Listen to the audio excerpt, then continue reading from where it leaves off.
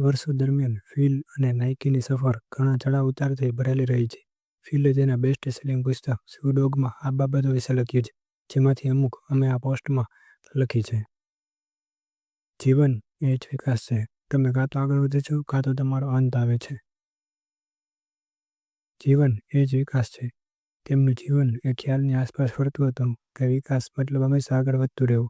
એ જ તેમના જીવનમાં સૌથી મહત્વની વસ્તુ છે. નાઇકીના વિકાસ કરવા માટે ફિલે વારે વારે બધું જોખમમાં મૂક્યું અને તેમનો અભ્યાસ, વાંચન અને મુસાફરી દ્વારા વ્યક્તિગત વિકાસને આગળ ધપાવવા માટે અસાધારણ પગલાં લીધા.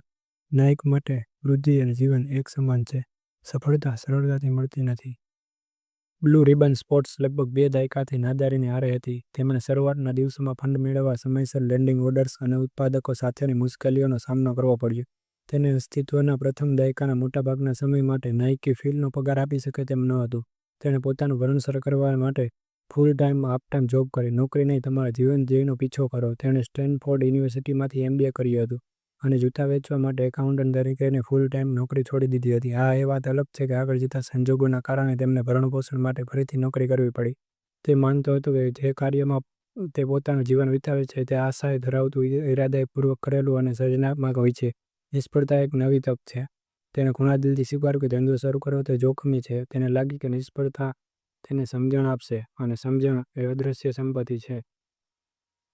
નિષ્ફળતા એ શીખવા માટે અને આગલી વખતે સારું કરવાની તક છે. તેણે ભૂતકાળમાં કહ્યું કે જો તે નિષ્ફળ ગયો હોત, તો તેણે વધુ સમજણ સાથે ફરીથી પ્રયાસ કર્યો હોત.